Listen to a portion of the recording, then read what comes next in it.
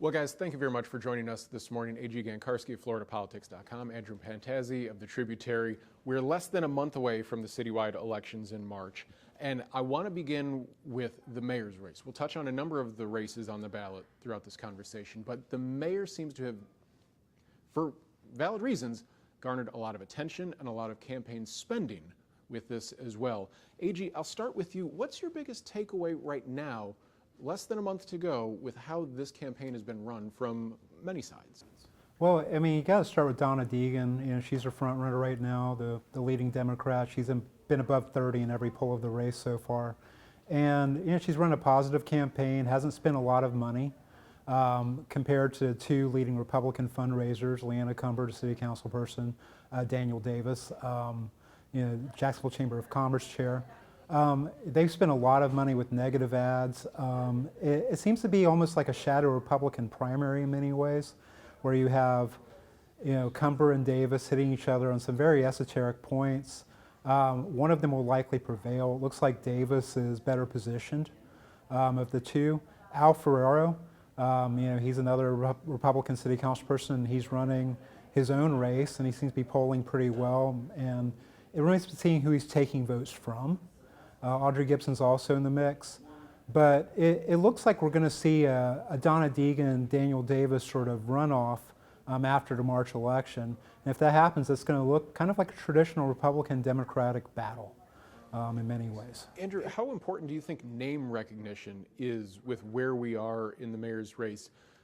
Donna Deegan was an anchor here at First Coast News, and her husband, Tim, is our meteorologist. And I guess because we're getting used to saying this, we do have to say Tim has no editorial control over decision-making as it relates to our political coverage. But a lot of viewers know Donna. A lot of non-First Coast News viewers even know Donna because of her work with the Donna Marathon. How impactful is just name recognition to a race like this with so many candidates? It's enormously impactful. The name recognition that she has, when you compare to candidates like Leanna Cumber, who far has outraised her, already spent millions of dollars, and Donna has more name recognition because of the decades that she had as a TV journalist and because of the work she did with her own foundation, the Donna Foundation, with breast cancer. I think it's a reason why we're also seeing across the other elections, you've got Joyce Morgan, a former News4Jax journalist who is running for property appraiser and a current city council member. And you've got Ken Amaro running for a city council district. Being on TV, I think, lends trust and credibility in local news that really helps with reaching voters, especially when you are being outraised. This election is far surpassed any records on campaign finance, about $12 million already raised across committees and candidates for mayor.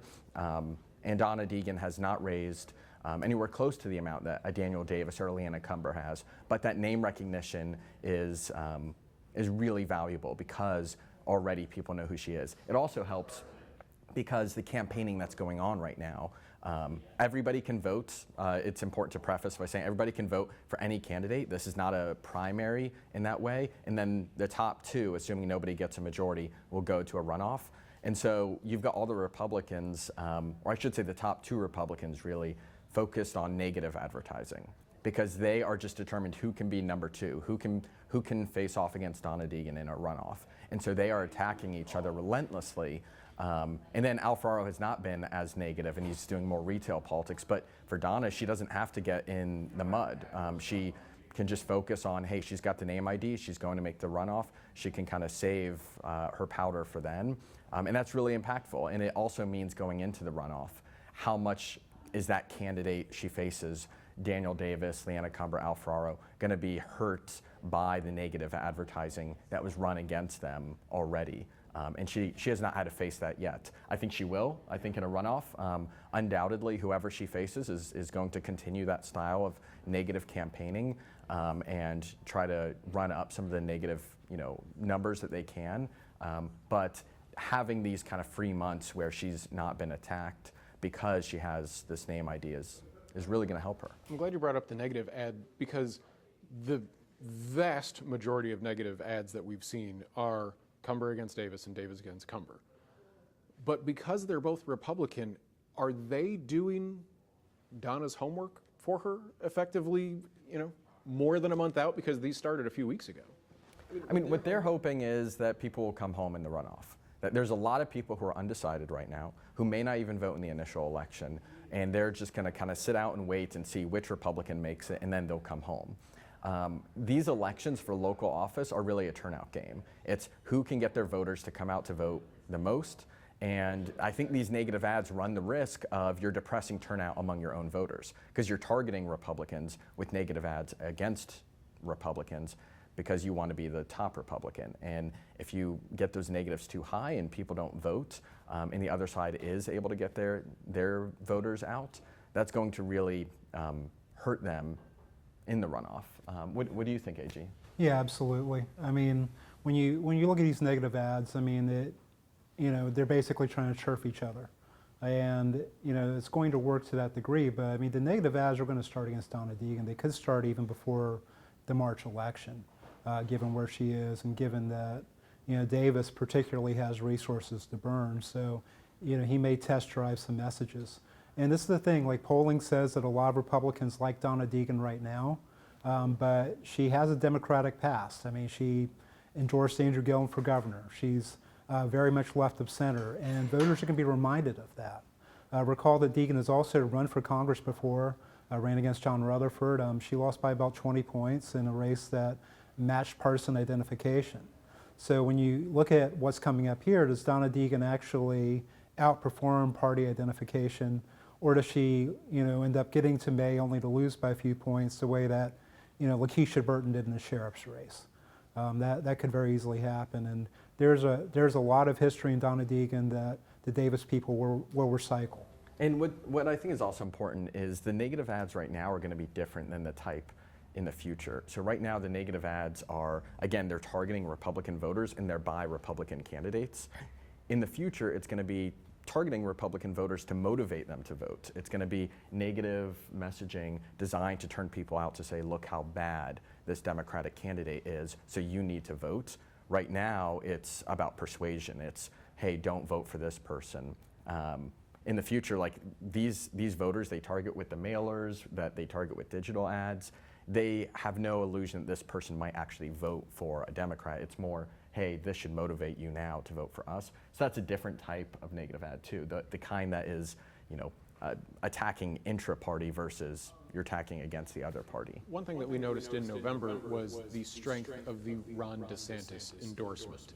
And the vast majority of the candidates he endorsed won, just quite frankly. On a smaller scale, how impactful is the Lenny Curry tree to a candidate's success or lack thereof with attaching their ideas to what he had? Obviously, Mayor Curry is not running because he's not able to, but he's still going to cast a large shadow in this election. Yeah, he's backing Daniel Davis. He's been backing Daniel Davis since long before he got into the race. There's basically a deal that Davis is going to hold off and run in 2023 and let Curry run in 2015. We've seen that come to pass. Davis is using the Lenny Curry political operation, a lot of the same tactics, a lot of the same endorsement and messaging tactics, and it's going to look like a Lenny Curry 2015 campaign in 2023. And I think that's what you're going to see there. Is it going to be an endorsement matters?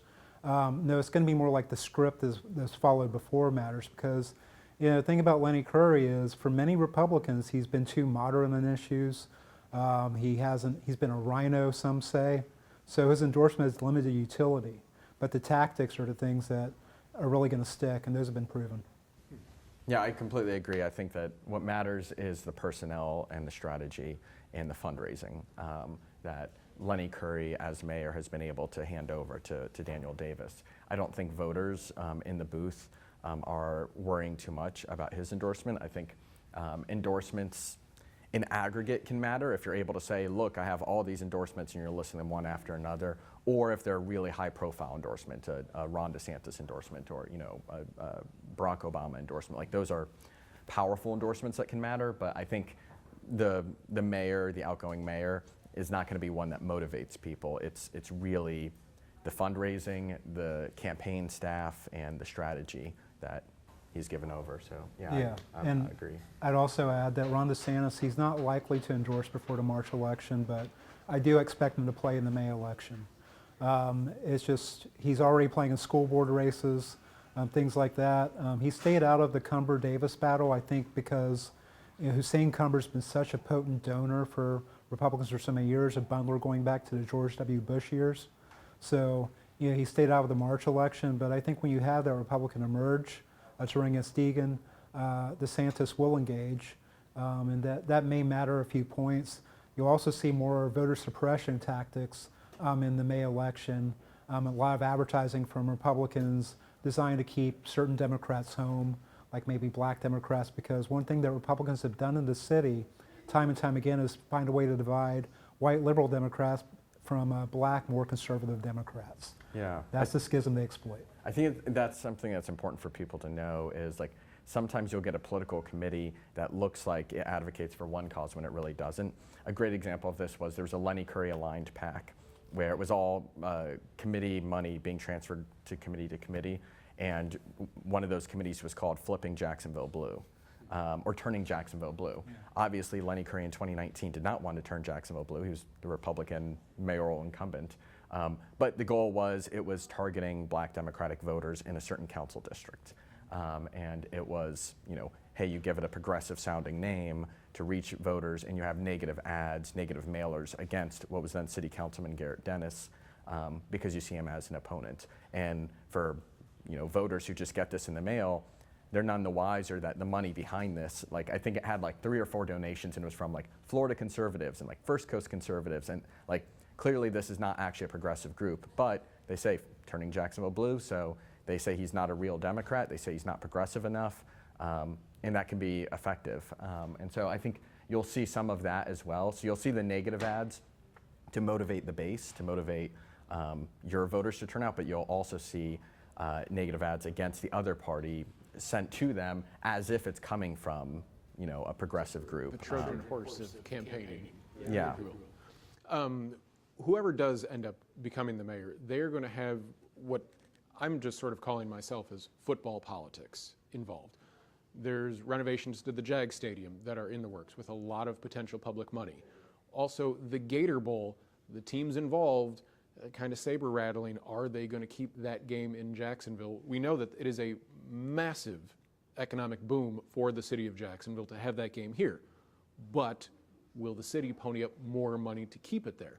What are your thoughts on using football as a way of political leverage once they're actually in office? Well, it'll be interesting to see where Shad Khan actually goes in the mayoral race. He's been a donor before. He backed Alvin Brown in 2015. He backed Lenny Curry in 2019. Backing the incumbents, usually the way he goes here. Will he go with Davis or Deegan? That remains to be seen. But his endorsement could bring a $500 million price tag because, the idea is that they put a dome on the stadium. That serves the Jaguars. It serves the Jaguars' interests primarily. There's not a lot else going on in the stadium. You mentioned the Florida-Georgia game. That's something that University of Georgia especially is recoiling against keeping here. And right now, University of Georgia is the most powerful program in college football. So they have outsized influence. Lenny Curry did what he could to keep this going for the last 8 years, but will it last another 8 years with Georgia being so dissatisfied? That remains to be seen. Another issue that comes up also, pension, because Davis and other candidates have talked about reopening up defined benefit pensions for police and fire specifically. One of the things that happened a few years ago was the pension reform legislation, which included a sales tax that kicks in now in 2026 to pay off this defined benefit pension legacy debt. That plan was closed in 2017. If they reopen defined benefit pensions, that and stadium improvements will basically mean there's not a lot of money for anything else without raising taxes significantly or without cutting city workforce and things like that. We've seen that in the city before also. It happened after the economic crash of 2008. It took years and years for the city to recover to where they could actually have capital budgets and actually hire workers. And I think you can see that again because we're kind of at the top of the housing market. We're at the top of property valuations. As these things go down, as interest rates stay high, it's going to lead to decisions that Mayor Curry hasn't really had to think about in the second term. Whoever the next mayor is going to have to think about them, and they're going to be tough ones. Yeah, I don't think the candidates are going to want to talk about the Jaguars at all. Polling shows consistently voters don't like the idea of giving away as much taxpayer money as we do already to the Jaguars, and $500 million is a very generous price tag. I expect it will be much higher than that even, and I don't think anybody's going to want to talk about supporting that, even if they do support it. It'll probably be in the campaign talked about as, well, I can't prejudge any deal before it comes to my desk. I'll have to look at the costs and the benefits and make sure the deal works for Jacksonville, and I'm going to make sure I really scrutinize it before I can say which way or not I'm leaning on that.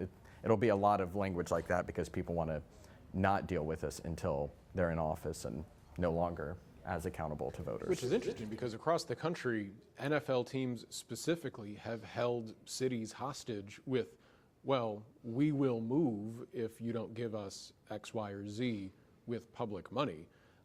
Not to say that the Jaguars are in that position or would leave, but we've seen it before. The city of St. Louis does not have an NFL team for that exact same reason, and Los Angeles has two of them, where they did not have 10 years ago. But at the same time, Miami Dolphins play at a stadium that taxpayers didn't have to pay anything for. The owner was able to foot the bill. And so I think that, when you look across, Miami and then Tampa, I don't think it's had taxpayer renovations or upgrades either. I think there's starting to be more resistance to this, which is why St. Louis was willing to say, we're not going to put in any more money to this owner. You're starting to see more cities refuse to play the hostage game. I don't know that Jacksonville, as a city government, has as much confidence in itself as some of those other cities that are willing to say we don't feel beholden to the local billionaire owner, the way that I think some other cities have. But it is going to be, I think, wildly unpopular. I mean, the polling shows that people really don't like the idea of taxpayer giveaways to these really rich football teams. Well, let's continue talking about the idea of taxpayer dollars, specifically as it related to the housing crisis and, generating tax revenue. 3 people in the property appraiser election right now. How has the influx of people from outside of Jacksonville moving here, new home construction, as well as, technically taxes were lowered, the millage dropped, but people's taxes still rose because home values rose. This is going to be an incredibly powerful person in government going forward. Yeah, I mean, the budget is basically set by the property appraiser, not by city council. The amount of money they have to deal with, how big their pie is determined by the property appraiser. And there's both, how they value homes matters, but also whether they allow for special exemptions for various, tax exempt organizations. They can scrutinize those more closely and say, is this building actually being used for a tax exempt purpose if it's vacant and empty downtown, and should we be taxing it? Should we be looking more closely at, if you're renting out? It's something that has happened in property appraisers' offices across the state. There's a court case that found churches that rent out their church to a charter school, even if the charter school is nonprofit, for example, should be subject to tax. Are we scrutinizing things like that here? And that can have a big impact on how big of a budget we have for both our schools and for city government. And that's going to play a major factor in the years ahead, is whoever runs that office is kind of this bureaucrat behind the scenes who's able to really decide how much room a mayor has to deal with when they're, putting together their budget. Talk about who will run that office. There's a couple of very recognizable names running for that office. How do you think that might play into voters going forward? Well, there are 3 political veterans in the race. Democrat Joyce Morgan, she's probably a lock to make the May election. You got 2 Republicans there. You've got Danny Beckton, a city councilman, 2 terms, and he's backed by Jerry Holland. He's more your anti-Lenny Curry type. The outgoing property appraiser, we should say. say. Yeah. Yeah, and Jason Fisher, he's the other candidate. He's endorsed by Ron DeSantis, which is unusual for a property appraiser race, but you got to put that in context. I mean, Fisher was running for Congress, he was running for state senate, and one of the ways that he was moved out of the state senate race was people promised him endorsements for whatever was happening going forward. So he's got a lot of Tallahassee endorsements. Is that going to matter in a property appraiser race? We'll soon find out. But so far that race has been below the radar. I'm curious to see what Fisher would do since he's never actually been in city government. Obviously Becton and Morgan have, and they've dealt with low municipal budgets. For Fisher, this is more hypothetical. So it's going to be interesting to see if he manages to win the May election, get to the May election and win it. How he goes about this, because he's never touched a city budget. He's been on the school board, but that's a different matter. In this race, honestly, presents like an interesting political microcosm of city politics right now, which is Jason Fisher has money, he has endorsements, and he's not out there nearly as much in terms of the campaigning. He's not doing a lot of interviews. He's not, pushing himself in that same way in front of audiences because they're able to use this, kind of armchair campaign tactic that's really grown in prominence in Jacksonville, which is we've got mailers, we've got TV ads, we've got digital ads, we've got the endorsements. We just need to contact our voters and let them know. We don't need to talk to journalists. We don't need to, use intermediaries. Danny Becton is out there doing more of the retail politicking.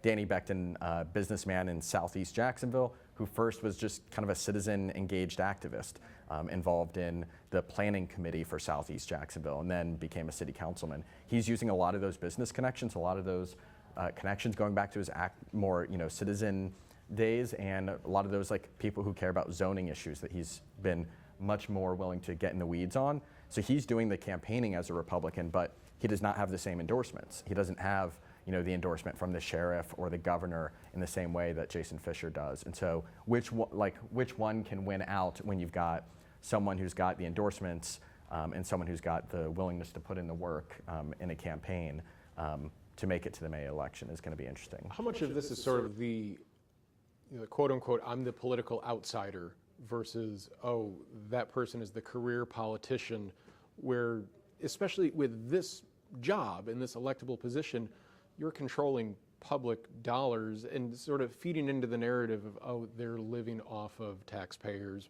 as opposed to, oh, well, I'm not the politician, I'm just running for this.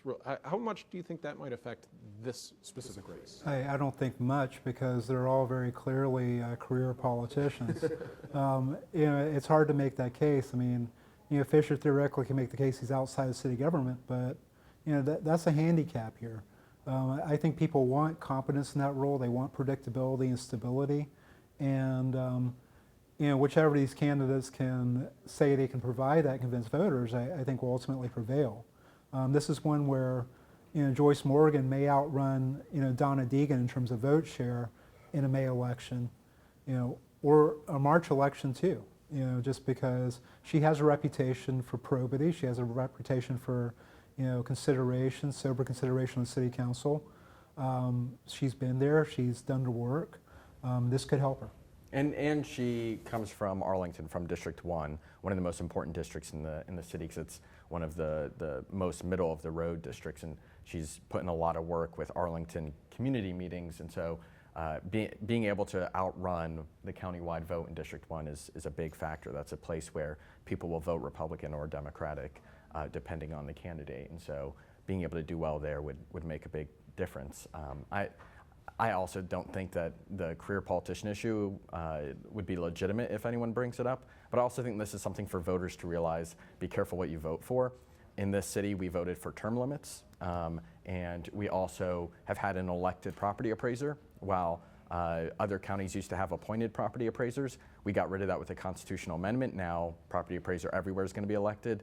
But when you actually talk to voters, usually they're like, yeah, no, I want a career, guy who I never need to know his name being the property appraiser. I want someone who's been in that office forever.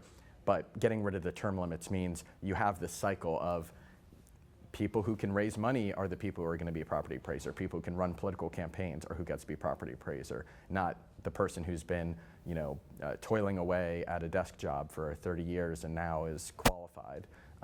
And also, every 8 years we're going to have turnover, if not more often. I am happy that you brought up the idea of districts within the city. People who followed you on Twitter know that you spent a great many hours at city council meetings going through the redistricting and all of the different maps right now. How much of an effect will the new map have on the overall face of what city council will be? Because some of these elections are bloated with candidates simply because of where lines on the map are now. Yeah, I think the new district lines, which were ordered by a federal court that ruled the previous lines were racially gerrymandered, these new lines are going to change not just necessarily who gets elected, but also the dynamics in these districts. You now have a kind of single urban core district, District 7, that has all of downtown, Springfield, Riverside, Avondale, Murray Hill, Mixontown, East Side, College Gardens, all of these areas near the center core of the city, where those used to be split up into a bunch of different districts. You also have a lot more neighborhoods that are cohesively in districts, and neighborhood activists have complained for years that, hey, we have 3 districts that touch our neighborhood, and so we can't get any of the council members to respond because none of them take ownership. Hopefully that will change going forward after this election, whoever wins. I think even if you get the same council members in some of these districts elected, hopefully the way they handle constituent services is different, having more compact, cleaner district lines where, again, it's not like, you're stretching from one end of the county to the other, which before we did have. So I think that's going to be a factor. It's also going to be a factor in some of these campaigns. District 7 is really interesting. It was drawn specifically so that Black Democrats can elect a candidate of their choice. No Black Democratic candidate filed for that seat, and so that means you've got a number of 3 white Democrats, an NPA, and a Republican. And so it's going to be important to see who do Black voters choose there as the council member to represent them. District 14, which before was to the right of the city as a whole, now is kind of right in line with the city in terms of politics. And so you've got an interesting campaign there that otherwise, under the previous lines, likely would not have been the same. So we're seeing, I think we'll also just see more neighborhood representation on council. Like District 14 is now decidedly West Side. It's that Argyle area, NAS Jacks area, 103rd Collins Road. And so that is an area of town that long has complained that they don't have much representation on council, that most council members are not representing 103rd or Collins very well. And so I think having that now on council, because all 3 candidates live over there, is going to change some of the discussion when we talk about development on the west side. District 7 seems to be the hot button, nasty race in council as well. Yeah, it really is. You've got a lot of white Democrats in that district, as Andrew mentioned, and 2 big spending ones. You've got Jimmy Peluso, who's a vice-chair lobbyist. He's got a lot of traditional Democratic experience and backing. I got the Equality Florida endorsement. He's up against trial lawyer John Phillips. He's had a lot of high-profile cases. He's also put a lot of money into his own race. At least $160,000, which is the vast majority of what he's raised to this point. He's also leveraged the Folio weekly publication. Well, it's now Folio, period, but he's used that. So it's been a nasty race that nobody really expected coming between those 2. You've got Republican Joseph Hogan, who he's doing the math and he thinks he can make it to the May runoff. Counting on Peluso or Phillips, one of them knocking each other out. Kim Pryor, she ran in the previous District 7. She's running here too. Parrish King, a no-party affiliation candidate. But really, the drama has been Peluso and Phillips. It's been nasty, and it's going to stay that way to the end. And I don't know if they do a party unity thing when or if one of them loses in March. Yeah, I mean, it's really an interesting race in that So you've got John Phillips, who is a master at marketing with his law firm, which has allowed him to take on these really high-profile, nationally important cases. And he's really pitched himself as like he's the anti-Lenny Curry candidate. He's the anti-establishment candidate. He's gone very vocal on Twitter against Lenny Curry as well. Yeah, and he also endorsed Lenny Curry in 2015. Florida politics, huh? He endorsed, first Bill Bishop, a Republican, then he endorsed Lenny Curry in the runoff against the former Democratic mayor, Alvin Brown, and then he was, appointed by Mayor Curry to the Human Rights Commission, and then they had a falling out, and he changed parties in 2020, just a couple of years ago, and he's pitching himself as he's the true Democrat in the race. And ironically, you then have Jimmy Peluso, who, like former chair of the Young Democrats, who has done this stuff, but the allegations against him are kind of, hey, you're a lobbyist at ViStar Credit Union, and you work alongside Republicans, therefore you must be a closet Republican. And that's led to a lot of the nastiness in this race, is them trying to define themselves. And I think even I went to one of the forums, and it was kind of a whatever, in particular, whatever Jimmy Peluso said, John Phillips was going to kind of say the opposite. So like Jimmy Peluso was like, we need to focus on curbs and potholes in these neighborhoods. And John Phillips is like, no, we need to focus on curbing violence. And Jimmy Peluso was like, we need a tenants' bill of rights, and we need to have land use and zoning reform. And John Phillips is like, we can't talk about any of that until we talk about Lenny Curry's corruption. And it's kind of a ballet of sorts of whatever he says, the other says the opposite. And the irony being, again, Phillips endorsed Curry. You've got Joe Hogan, the Republican, who endorsed the Democrat in 2015. He endorsed Alvin Brown in 2015 as well. And so he'll, I think almost certainly make the runoff because, as long as he can get at least 35% of the vote. And so it's which Dem is going to make it against Joe Hogan. And it's a heavily Democratic seat, so whoever makes the runoff will win. Right. How much with some of these bloated, I say the word bloated, but, multiple candidates, we're talking 5 candidates, within a district race. How much of this is just staying afloat enough to make it to May? Or do you guys really see if a candidate doesn't poll closer to 10, 15%, that they just bow out and I gave it a good old college try? No, nobody's bowing out this late. They're in it to the end. I mean, once you qualify for the ballot, historically people don't drop out. They sometimes leverage their endorsements in various ways. But, these candidates, even if they haven't raised much money, they think they have a unique case to make or they wouldn't be in the field. Yeah. So you have to take them seriously, even though they might have raised a few $1,000s or a few $100s or what have you, because they are at the forums, they are able to message with the community, the people in the community. They can't do the mail or the digital ads, but that's not everything with these campaigns. And a candidate that doesn't raise a lot of money sometimes can have a lot of influence in the end. Yeah, I agree with that. I think every, even the mayoral race, so you've got another Republican who's raised no money and is not doing a lot of campaigning, Kiesler, and you've got an independent Omega Allen, and you've got a write-in. They combine for 2-3%. That can make a difference. They're going to get some amount of the vote.